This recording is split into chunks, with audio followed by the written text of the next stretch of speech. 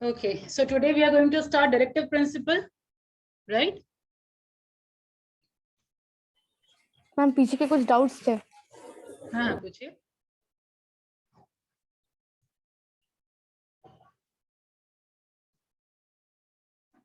Ma'am article 136 जो कि supreme court के लिए था वो समझ नहीं आया ma'am. Article 36 of supreme court आपका ये जैसे देखिए, सुप्रीम कोर्ट का जो पावर्स है, लाइक आप सुप्रीम कोर्ट में जो अपील करने के लिए जाएंगे तो ऑर्डिनरी जो तरीका है, किस तरीके से अपील करेंगे। अगर आप क्रिमिनल केस लेके जा रहे हैं तो क्या तरीका होगा अपील करने का, अगर आप सिविल केस लेके जा रहे हैं तो क्या तरीका होगा अपील करने का, तो ये आपके सेक्शन 132 से लेके 135 तक मेंशन्ड है। Okay, let me use white board, hold on.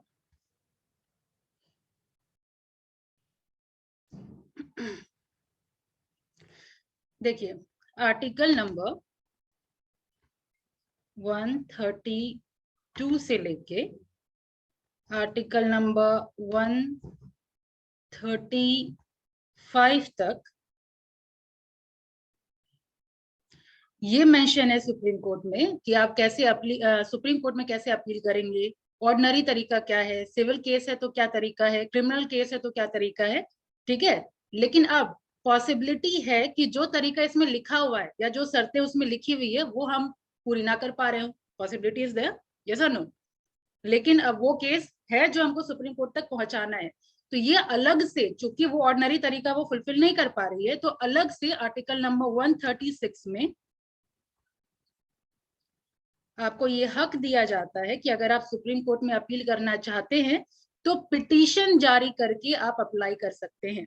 Petition, remember, ठीक है, आप डायरेक्ट अपील नहीं कर सकते, आप पिटीशन जारी करेंगे। ठीक है, उसके बाद सुप्रीम कोर्ट पे डिपेंड करता है कि अगर उसको ये लगेगा कि हाँ सुनवाई के लायक है, तब उसको अपील में ट्रांसफर करें। अंडरस्टूड? तो ये जो अगर आप कंडीशन पूरा नहीं करते हैं और अगर आपको लगता है कि हाँ सुप्रीम कोर्ट में जाना चाहिए, तो आप जो पिटीशन जो जारी करते हैं सुप्रीम कोर्ट को, ये आपका होता है आर्टिकल नंबर 136। ठीक है, तो अगर आप स्टेटमेंट पढ़िए, एक बार स्टेटमेंट पढ़िए रिया, आर्टिकल नंबर 136 का।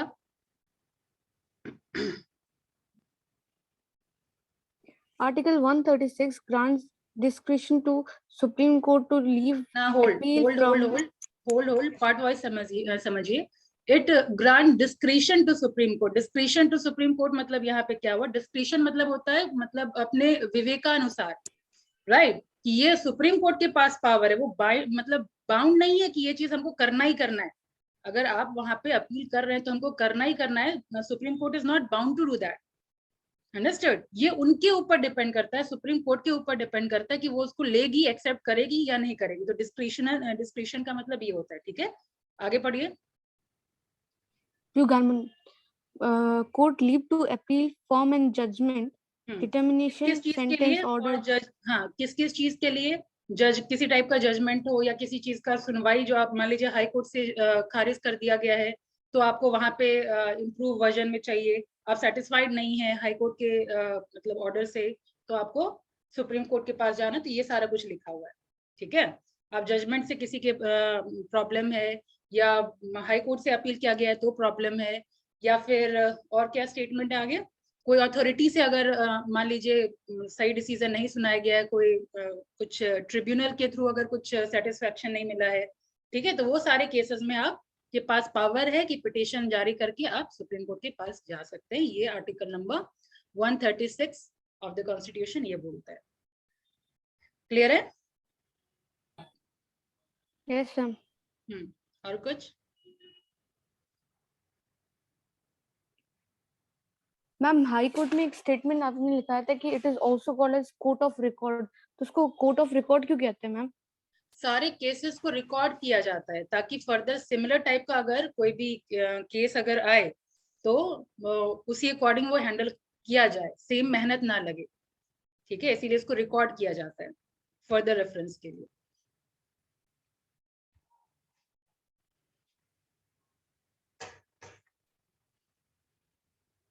ठीक है,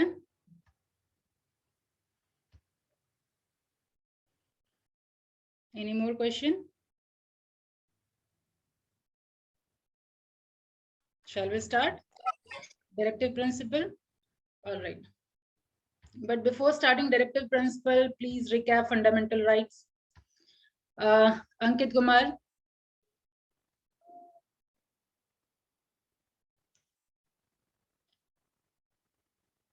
अंकित कुमार ये दे, इकलौता आपका कैमरा ऑफ है, और मनीष कुमार का ये दे, यस और नो? ओके, मनीष कुमार। बताइए, आप कब से कैमरा ऑफ रखने लगे मनीष? बताइए कौन से पार्ट में दिया हुआ है आपका फंडामेंटल राइट्स?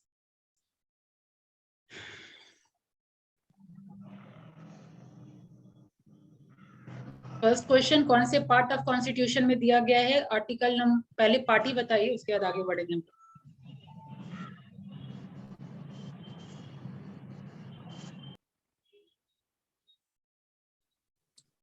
मैम आर्टिकल बताना है। नहीं, कौन से पार्ट ऑफ कॉन्स्टिट्यूशन में दिया गया है, पार्ट बताना है। Part 3। Very good, part 3 of the constitution. अब आर्टिकल बताइए। आर्टिकल मैम 12 से 35 के बीच में। वेरी गुड, 12 से लेकर के 35 तक आपका फंडामेंटल राइट्स दिया हुआ है। और कौन से कॉन्स्टिट्यूशन का ये कॉपी किया हुआ है? Indian constitution. हाँ, किससे कॉपी किया हुआ है? Taken from USA. हाँ, टेकन फ्रॉम यूएसए। अब कितना सारा राइट है उसमें, ये रूपम बताएगी।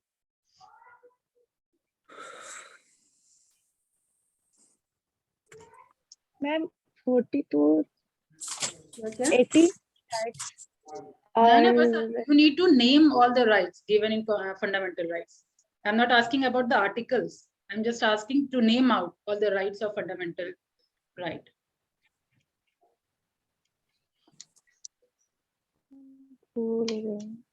हाँ, भूल रहे। पहला हिंट मैं दे रही हूँ, राइट फॉर इक्वालिटी है। उसके बाद राइट टू फ्रीडम। सिर्फ रूपम ही देगा। हाँ, लॉ मैम देख के बोल सकती हूँ जो लिखी है। बताइए, घर में पढ़िए नहीं, जो करना है क्लास में ही करिए। जो देख के पढ़ना है वो भी क्लास में ही पढ़िए।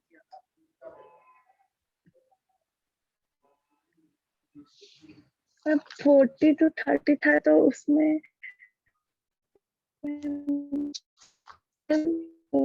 40 to 30 आप क्या बोल रहे हैं? जस्ट मैं नेम पूछ रही हूँ, तो 40 कहाँ से आ गया? हाँ,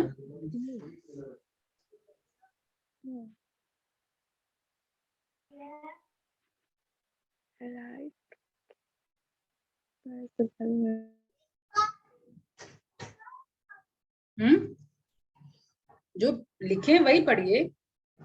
मैम अभी नहीं प्रैक्टिस की है मैम। हाँ, मैं अभी अच्छे से नहीं समझ आया है ये वाला आर्टिकल राइट्स वाला। मैं समझ लेंगे तो बता देंगे। रूपम, नेक्स्ट क्लास से आई वांट इम्प्रूवमेंट। हर क्लास में नहीं चलेगा, ठीक है? कोई और बताइए। Sanjana. Ma'am right to equality, right to freedom, right to education, right to exploitation against क्या था, education rights and right to constitutional remedies. Good. अब ये आपका फाइनल, जैसा मैंने कहा था, आपका ये फाइनल पीडीएफ आप लोग का तैयार है, ये मैं आपको भेज दूंगी। सारा चीजें इसमें मेंशन्ड है, एक्सेप्शन जो है वो भी मेंशन्ड है। एक बार गो थ्रू हो जाइए। इतना जरूरत नहीं है, लेकिन फंडामेंटल राइट ऐसा है जो कि आपको नॉलेज होना चाहिए, ठीक है? ये देखिए, सबसे पहले पार्ट 3 ऑफ द कॉन्स्टिट्यूशन में है, फटाफट रिकैप करवा रही हूँ। 12 से लेके 35 तक मेंशन्ड है, आर्टिकल नंबर 12 to 35। और क्या बोला जाता है? मैग्ना कार्टा ऑफ इंडिया, ये फ्रेंच वर्ड है, फाइन, जिसका मतलब होता है बेसिक राइट्स। अब राइट टू इक्वालिटी आपका दिया हुआ है आर्टिकल नंबर 14 से लेकर के 18 तक में। फ्रीडम दिया हुआ है 19 से लेकर 22 तक में, ठीक है? एक्सप्लॉयटेशन की बात करें 23 से 24।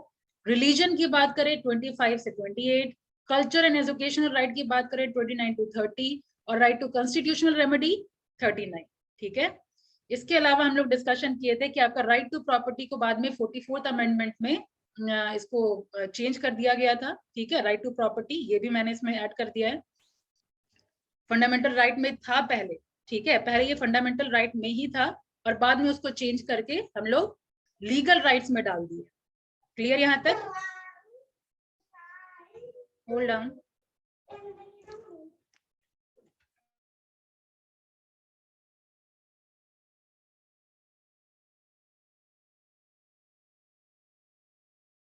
ठीक है, यहाँ तक क्लियर है? राइट टू प्रॉपर्टी पहले लीगल में था, बाद में चेंज करके इसको हम आपका लीगल राइट्स में डालते हैं। लीगल राइट मतलब यहाँ पे गवर्नमेंट को पावर दिया गया है कि अब अपने अकॉर्डिंग वो उसमें मैनिपुलेशन ला सकती है, ठीक है, अपना इंटरफेरेंस डाल सकती है, ठीक है। यहाँ जितना आर्टिकल फंडामेंटल राइट में लिखा हुआ है उसमें गवर्नमेंट के पास पावर नहीं है, स्टेट के पास पावर नहीं है हस्तक्षेप करने का, ठीक है। आगे चलिए, फीचर्स की बात करें तो प्रोटेक्टेड बाय कॉन्स्टिट्यूशन। अगर यहाँ से अगर आप मतलब फंडामेंटल राइट से किसी भी तरीके का अगर हानि पहुंचता है तो आपके पास ये राइट है कि आप जाके सुप्रीम कोर्ट में जाके अपील कर सके। तो fundamental right unlike ordinary legal rights are protected and guaranteed by the constitution of the country. Some of the rights are available only to the citizen, while others are available to all person, whether citizen, foreigner, legal person, like corporation or company. ठीक है। फिर ये absolute होता है, not absolute, that means they are not, सारे का meaning same है, sacrosanct और permanent, and the parliament can curtail और repeal them but only by constitutional amendment act. मतलब पार्लियामेंट इसमें कर्टल मतलब क्या होता है, फंडामेंटल राइट्स को रोक सकती है लेकिन आफ्टर कॉन्स्टिट्यूशन अमेंड करके ही, ठीक है। Next, the right are not absolute but qualified. फिर the state can impose reasonable restriction on them. Reasonable restriction याद है कब रिस्ट्रिक्शन इम्पोज करेगी? इमरजेंसी के टाइम, इमरजेंसी के टाइम में, या फिर जो कोर्ट डिसाइड करेगी उसके अकॉर्डिंग, ठीक है। जस्टिसिएबल है, ये भी मतलब लास्ट क्लास में प्रीति जस्टिसिएबल है मतलब, प्रीति कुमारी रोल 40। मैम मैं एब्सेंट थी। जस्टिसिएबल कोई और बताइए, विजय प्रताप सिंह। मैम सबके लिए बराबर। आप विजय कभी भी अपना कैमरा सही से प्लेस नहीं करते हैं। कैमरा ऑन रखवाने का मतलब मुझे आप लोगों को देखना है, क्या मतलब है?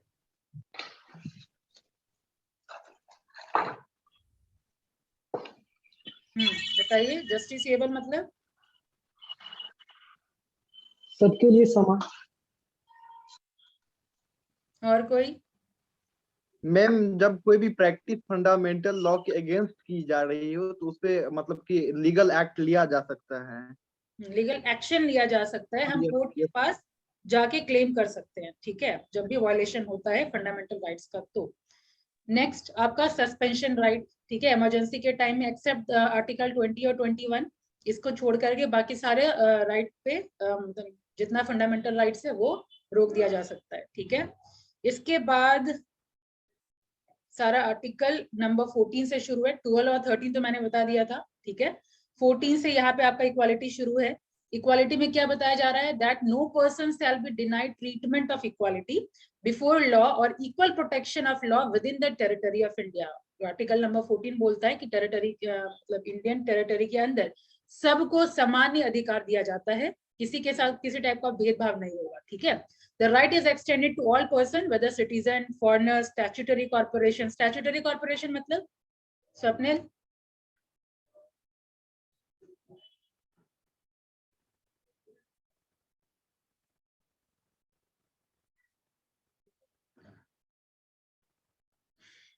ये तो फर्स्ट ही चैप्टर का बताया तानिया। स्टैट्यूटरी कॉर्पोरेशन मतलब मैम ये पब्लिक सेक्टर में होता है। जब भी हम पार्लियामेंट से कोई एक्ट पास करता है तो जो भी एक्ट जिसके पीछे आप देखेंगे वो स्टैट्यूटरी कॉर्पोरेशन है, ठीक है। आगे बढ़िए, कंपनीज, रजिस्टर्ड सोसाइटी और any other type of legal person इसके ऊपर लागू होगा। एक्सेप्शन की बात करें, अब जैसे आपको कल इतना पढ़ने की जरूरत नहीं है, बस ये आप जान लीजिए कि किसी तरीके से आप पावर को गलत तरीके से अगर एक्सरसाइज करेंगे, ठीक है, जैसे कल मैंने बताया था ना, अब इक्वालिटी है लेकिन आप गलत तरीके से कुछ भी अगर आप काम कर रहे हैं, लाइक किसी सरकार के प्रति अगर आप कुछ बोल रहे हैं, गलत तरीके से बोल रहे हैं, तो अगेन दैट इज नॉट मतलब परमिशन नहीं दिया गया। अगर आपको पता होगा कि यहाँ हम लोग प्रेसिडेंट के खिलाफ नहीं बोल सकते कुछ, देखिए, as per article 361 the president of India और governor of the state is not answerable to any court for the exercise of their power duty. No civil or criminal proceeding can occur or continue against them in any court during their term of office. जब तक term of office रहेगा तो president किसी को answerable नहीं है, ठीक है. इसके अलावा आर्टिकल 361, ये सब आर्टिकल आप लोग अवॉइड कर लीजिएगा, ठीक है. अभी बिजनेस इन्वायरमेंट है ना, लॉ नहीं है. जब लॉ अगर आएगा तो ये सब रिक्वायर्ड है. अभी बस इंफॉर्मेशन के लिए आप लोग पढ़िए, और इतना जरूरत भी नहीं है, ठीक है. ये जस्ट फंडामेंटल राइट है, तो आप लोग को पता होना चाहिए, इसीलिए डिटेल ओरिएंटेड मैंने यहाँ पे दिया है. एक बार रीडिंग जरूर दे दीजिएगा. समझाने वाला काम लास्ट क्लास में हो चुका था. जितना आपको जरूरत है वो लास्ट क्लास में हो चुका था, ठीक है. उतने का ही जरूरत है. बाकी जो भी मैंने आपको ओरली समझाया था वो सब अब इसमें मैं ऐड कर चुकी हूँ, ठीक है. जो एक्सेप्शन था वो भी ऐड कर दिया गया है. नेक्स्ट है प्रोहिबिशन ऑफ डिस्क्रिमिनेशन, आर्टिकल 15. मैंने जो आपको बताया था कि यहाँ पे 5 ग्राउंड पे कभी भी डिस्क्रिमिनेशन नहीं होगा, चाहे वो रिलीजन हो, रेस हो, कास्ट हो, सेक्स हो और प्लेस ऑफ बर्थ हो, ठीक है.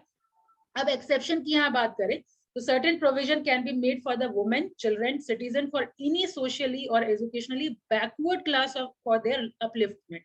यानी डिस्क्रिमिनेशन नहीं होना चाहिए, लेकिन सर्टेन अगर रिजर्वेशन दिया जा रहा है, वुमेन, आपको पहले पता है कि पहले वुमेन एजुकेशन उतना कॉमन नहीं था, राइट. तो अब हम उसके अपलिफ्टमेंट के लिए, उसके ग्रोथ के लिए अगर हम सर्टेन राइट उसको प्रोवाइड कर रहे हैं, तो इसका मतलब ये नहीं हुआ कि आप आप डिस्क्रिमिनेशन कर रहे हैं, ठीक है. तो अगर हम अपलिफ्टमेंट के लिए कर रहे हैं रिजर्वेशन के थ्रू या एक्सेस ऑफ फ्री एजुकेशन अगर हम चिल्ड्रन को दे रहे हैं, तो इसका डिस्क्रिमिनेशन करने में के कैटेगरी में वो नहीं आएगा, ठीक है. पब्लिक एम्प्लॉयमेंट ऑलरेडी डिस्कशन हो गया था. पब्लिक एम्प्लॉयमेंट मतलब वही 5 बेसिस के पे आप किसी भी तरीके का डिस्क्रिमिनेशन नहीं कर सकते. लेकिन अगेन यहाँ भी वही है, रिजर्वेशन दे करके अगर हम बैकवर्ड क्लास को अपलिफ्ट अगर कर रहे हैं, तो अगेन इसका मतलब ये नहीं कि आप अपॉर्चुनिटी की हानि हो रही है, आपकी पब्लिक एम्प्लॉयमेंट की हानि हो रही है, ठीक है. अनटचेबिलिटी की बात हो रही है, तो अनटचेबिलिटी में कोई एक्सेप्शन नहीं रखा गया. किसी भी तरीके का प्रीचिंग अनटचेबिलिटी डायरेक्टली और इनडायरेक्टली, ठीक है, ऑफेंस होगा. Preventing any person from entering any shop, hotel, मतलब आप इस बेसिस पे कि नीचे कास्ट का है तो हम यहाँ घुसने नहीं देंगे, इधर बैठने नहीं देंगे, तो again that is also an offence. Refuse to admit person in hospital, same way education institute में वहां भी आप प्रोहिबिट नहीं कर सकते. Justifying untouchability on traditional religion, philosophy or other ground. Insulting person belonging to scheduled caste on the ground of untouchability. ठीक है, जो पहले प्रैक्टिस होता था untouchability के से रिलेटेड, वो सारा चीज इसमें ऐड करके स्पेसिफाई किया गया कि अगर ये सारा चीज प्रैक्टिस करते हुए अगर आप पाए जाते हैं तो दैट इज एन ऑफेंस, ठीक है. अब टाइटल की बात करें तो article 18 of the constitution of India abolishes title and make 4 provision in that regard.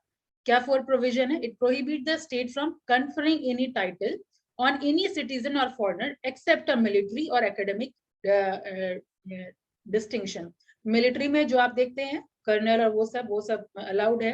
Academic distinction मतलब आप पढ़ाई करके अगर आप कुछ अचीव कर रहे हैं, ठीक है, MBBS करके डॉक्टर कर रहे हैं, PhD करके डॉक्टर कर रहे हैं, तो दिस टाइटल में आप कोई रोक टोक नहीं है, ठीक है. अगेन है आपका फ्रीडम. फ्रीडम 19, 20, 21, 22 में है.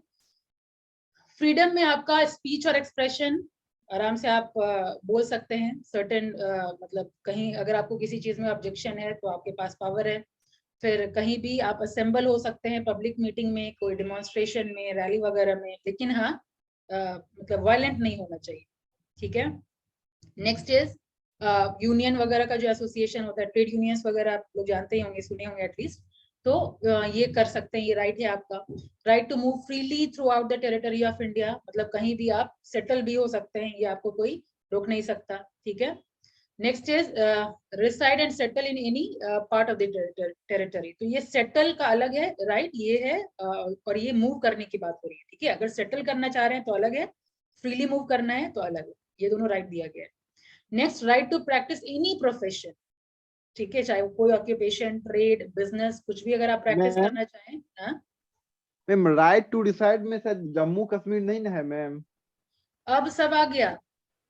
अच्छा, आर्टिकल 370 हट गया. अब सब आ गया, पहले था वैसा, अब सब आ चुका है. Next, right to practise any profession और to carry on any occupation, trade, ये हो गया.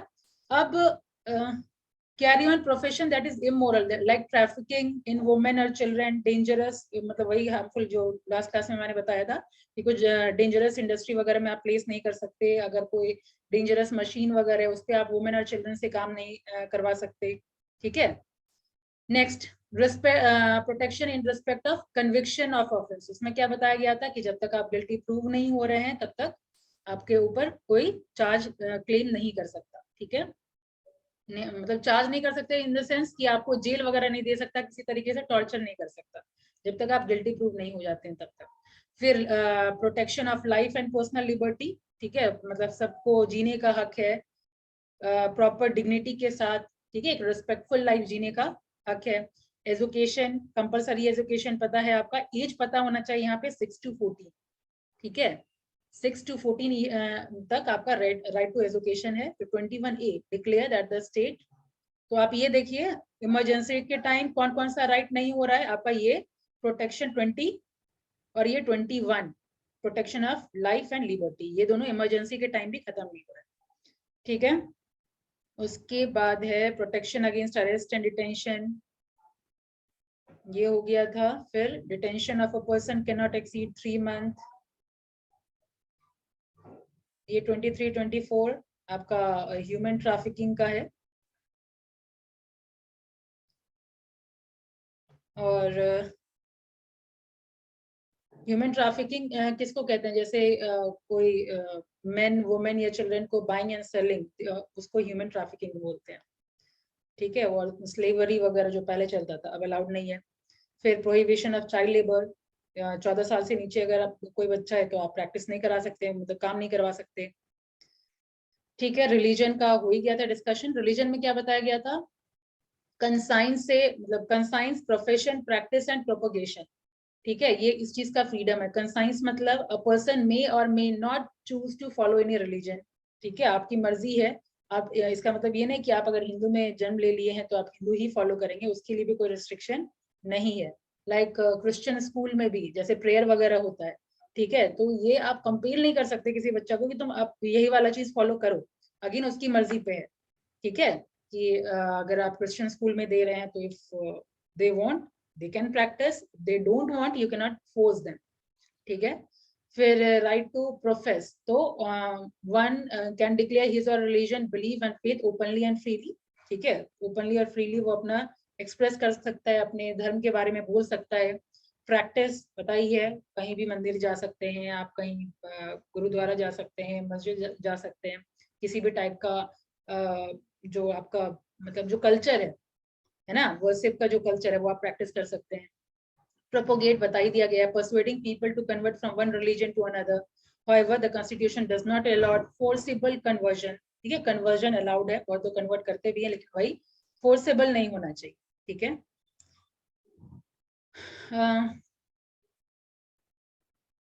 और क्या क्या था, फिर है freedom to manage religious affair, article 26, ठीक है, टू राइट टू स्टैब्लिश, जो भी आपके लिए इंपॉर्टेंट है वो हाईलाइट किया हुआ, ठीक है, उसको छोड़िएगा नहीं, बाकी सब ये सब नॉलेज बेस्ड है, रीड आउट कर लीजिएगा। Right to establish and maintain institution of religion charitable purpose, charitable purpose से आप कोई भी रिलीजन या फिर इंस्टीट्यूशन आप स्टैब्लिश कर सकते हैं। फिर टैक्स की बात हो रही है, freedom from taxation for promotion of religion, article number 24 में दिया हुआ है। ये क्या बोलता है कि जो भी आप टैक्स वगैरह पे करते हैं, ठीक है, तो वो टैक्स का पैसा गवर्नमेंट कभी कोई पर्टिकुलर रिलीजन के डेवलपमेंट के लिए या मेंटेनेंस के लिए नहीं लगा सकती है, ठीक है, ये आर्टिकल नंबर 24। फिर है freedom from attending religious instruction, ये तो सिंपल ही है। फिर culture and educational right, protection of interest of minority, ये बात हो चुकी थी लास्ट क्लास में। No citizen shall be denied admission into any educational institution on ground of, ये 5 जो दिया गया है, रिलीजन, रेस, कास्ट और लैंग्वेज, ठीक है, ये सारा लास्ट क्लास में हो गया था, एक बार और रिकैप हो गया। और लास्ट आर्टिकल तो पता ही है, आप जा सकते हैं अपील करने के लिए, आर्टिकल नंबर 32। तो इतना है, एक बार रीडिंग दे दीजिए और बाकी जो इम्पोर्टेंट है एग्जामिनेशन पॉइंट ऑफ व्यू से, मतलब एग्जाम के टाइम में ऑब्वियसली ये पढ़ने नहीं बैठ जाइएगा, एग्जाम के टाइम में जो मैंने कल बताया है वो आप देखेंगे, ठीक है। बस आर्टिकल कौन क्या बोलता है बस उतना पता होना चाहिए, एक्सेप्शन एक लाइन पता होना चाहिए, दैट्स इट। ठीक है, कोई कंफ्यूजन? जरूरत से ज्यादा ज्ञान हानिकारक तो नहीं है किसी के लिए? ज्यादा प्रेशराइज तो फील नहीं कर रहे हैं?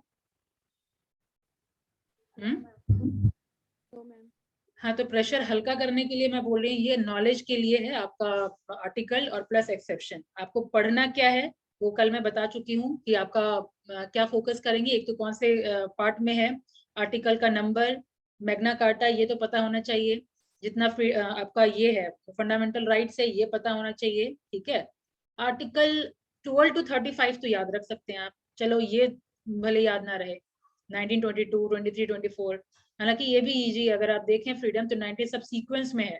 ठीक है, लेकिन अगेन डिपेंडिंग, अगर आप याद रख सकते हैं वेल एंड गुड, नहीं तो आपका 12 to 35 याद रखिए। और नो डाउट, और मतलब मेंशन तो करना नहीं चाहिए कि अगर आप आर्टिकल लिखेंगे तो आप दूसरे के कॉपीज के कंपैरेटिवली थोड़ा अच्छा मार्क्स अचीव करें। ठीक है, नेक्स्ट आपका जितना आर्टिकल है वो सब आप मेंशन कर लेंगे। डेफिनेशन तो सबका क्लियर हो गया ना, लाइक यहाँ पे 5 मार्क्स से ज्यादा या 12 मार्क्स से ज्यादा ऑब्वियसली आएगा नहीं, AKU है, तो यहाँ पे सबको तो एक्सप्लेन तो कर लेंगे ना आप लोग। मैम आर्टिकल 32 एक बार बता दीजिए ना। 32 वही, अगर कोई अगर मतलब वायलेट करता है फंडामेंटल राइट्स तो you have right, constitutional remedy है आपके पास, यानी आप कोर्ट जाकर के अपील कर सकते हैं। जो शुरू से डिस्कशन हो रहा है जस्टिसिएबल वाला पार्ट, इसमें आ जाएगा आर्टिकल 32। ठीक है, बाकी ये सब आपको बस डिफाइन कर लेना, इक्वालिटी में क्या है, फ्रीडम में 6 था वो डिफाइन कर लेना, एक्सप्लॉयटेशन कैसे रोकेंगे वो ह्यूमन ट्रैफिकिंग वाला। ठीक है, रिलीजन का तो आप आर्टिकल मेंशन मत करिए, लेकिन क्या क्या है वो तो याद हो गया ना, बस इतना ही जानना है आपको। ये पैराग्राफ जो देख रहे हैं बस इतने पैराग्राफ को आपको डिफाइन करना है 5 मार्क्स के अकॉर्डिंग या मैक्सिमम 12 मार्क्स के अकॉर्डिंग। इक्वालिटी में इतना पॉइंट आप जान चुके, फ्रीडम में 6 पॉइंट आप जान चुके, एक्सप्लॉयटेशन में आप जान चुके, चिल्ड्रन, वुमेन और ह्यूमन ट्रैफिकिंग वगैरह मतलब काम नहीं करवा सकते, बिलो एज 14 आप काम नहीं करवा सकते। रिलीजन का जान चुके आप कि कोई भी रिलीजन को हम प्रैक्टिस कर सकते हैं, कोई आपको फोर्स नहीं कर सकता, वो भारी भारी वर्ड यूज नहीं कर पाइएगा, लेकिन इतना तो एक्सप्रेस कर लेंगे ना, इतना तो एक्सप्रेस कर लेंगे। फंडामेंटल राइट में वर्ड वही दिया हुआ है जो उसमें मेंशन्ड है, लेकिन अगर आप नहीं यूज कर सकते तो चलो ठीक है, फर्स्ट सेमेस्टर है तो use friendly language only. Religion है कि ठीक है आप अपनी मर्जी के अकॉर्डिंग कर सकते हैं, किसी को कन्वर्ट करने के लिए आप फोर्स नहीं कर सकते। इसके अलावा और क्या था, रिलीजन के प्रमोशन के लिए आप जो टैक्स का पैसा है गवर्नमेंट उसमें नहीं लगा सकती है। ठीक है, ये सब तो एक्सप्लेन कर ही सकते हैं आप लोग। तो नेक्स्ट क्लास में इतना आंसर का एक्सपेक्टेशन नहीं है, लेकिन इतने आंसर का एक्सपेक्टेशन जरूर है, कम से कम आप ये 6 जितना भी है इसको आप डिफाइन कर पाए। ठीक है, नेक्स्ट क्लास। मैम आर्टिकल 27 एक बार बता दीजिए। Article 27 promotion of minority. Promotion of minority. हाँ, तो Religion. Minority college, freedom from taxation कैसे मैम? हाँ माइनॉरिटी कॉलेजेस क्या क्या क्या रिया? मैम ये राइट टू फ्रीडम के अंडर है आर्टिकल 27। वो तो माइनॉरिटीज कल्चरल राइट्स में हो गया ना। टैक्सेशन वाला है article 27, freedom from taxation for promotion of religion, वही तो मैं अभी डिस्कशन कर रही थी कि जो भी आपसे जो भी टैक्स वगैरह पे करती है ना सिटीजन, किसका क्वेश्चन था ये? यस मैम मेरा। सुस्मिता, तो वही तो अभी डिस्कशन हो रहा था कि जो भी गवर्नमेंट आपसे टैक्स लेती है एज अ सिटीजन, हम लोग जो टैक्स पे करते हैं, तो गवर्नमेंट उस चीज को किसी पर्टिकुलर रिलीजन के प्रमोशन के लिए नहीं डाल सकती है पैसा, टैक्स का पैसा नहीं डाल सकती है किसी रिलीजन के अपलिफ्टमेंट के लिए या मेंटेनेंस के लिए। देखिए ना, यहाँ साफ तो लिखा हुआ है, इसीलिए तो मैं बोल रही हूँ जो हाईलाइटेड पॉइंट है बस उतना देखिए। No person shall be compelled to pay any taxes for the promotion और maintenance of any particular religion और रिलीजियस डिनोमिनेशन। ठीक है, किसी पर्टिकुलर रिलीजन के अपलिफ्टमेंट के लिए या मेंटेनेंस के लिए टैक्स वगैरह के लिए कंपेल नहीं कर सकती है गवर्नमेंट। ठीक है मैम हाँ, आर्टिकल 20 बताइएगा। आर्टिकल 20 क्या है?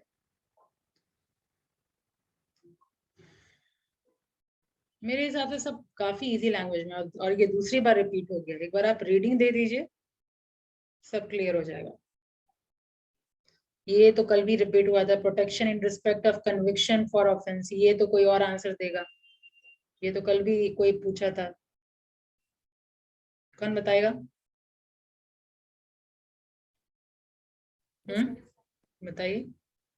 मैम इसका इस आर्टिकल के थ्रू ये दिया गया ना कि सबकी तरफ इक्वल, अगर किसी को पनिशमेंट देना है तो अगर कोई हायर प्रोफाइल पे है और कोई लो प्रोफाइल पे है तो हम इक्वल पनिशमेंट उसको नहीं देंगे, कि जो हम उससे दे रहे हैं, जैसे कोई इंडस्ट्री लेवल में था, राइट टू इक्वालिटी में था, प्रोटेक्शन।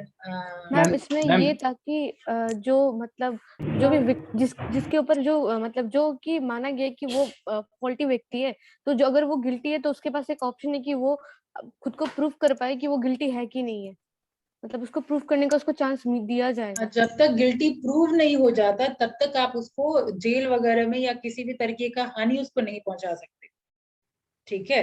इसके अलावा पॉइंटर्स अगर देखिए, grant protection against arbitrary and excessive punishment to an accused person, whether citizen or foreigner or legal person like company or corporation. It provide that no person shall be convicted of any offense except for violation of law. मतलब violation of law अगर कर रहा है तो ही आप सबसे ज्यादा आपको पनिशमेंट, मतलब विगरस पनिशमेंट जिसको बोलते हैं, वो मिलेगा at the time of the commission of the act और subjected to the penalty greater than that prescribed by the law, ठीक है। एक तो हम अगर आप कोई लॉ का वायलेशन कर रहे हैं तो पनिशमेंट आपको मिलेगा। No person shall be prosecuted और punished for the same offence more than once, यानी एक क्राइम अगर किया है, एक बार पनिशमेंट मिल गया, अब उसी पनिशमेंट के लिए, मतलब उसी क्राइम के लिए आप बार बार किसी को पनिशमेंट नहीं दे सकते, ठीक है। No person accused of any offence shall be compelled to be witnessed against himself, ठीक है। किसी को हम कंपेल नहीं कर सकते कि हम जब तक वो गिल्टी साबित नहीं कर जाता है तब तक, ठीक है। समझ आए? इतना है आर्टिकल नंबर 20। एक बार गो थ्रू हो जाइए, ठीक है, क्योंकि सब चीज 2 बार रिपीटेशन हो गया है, एक बार रीडिंग करिए, सब इजी लैंग्वेज में दिया हुआ है। और कुछ अगर है तो पूछ लीजिए। डायरेक्टिव प्रिंसिपल तो इतने कम टाइम में होगा नहीं, उसके लिए एक और क्लास चाहिए होगा।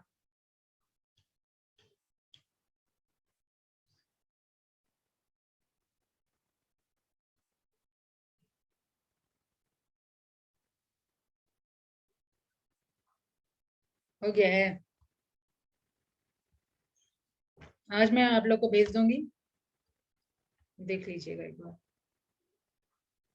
मैम 34 एक बता दीजिएगा आर्टिकल। आर्टिकल 34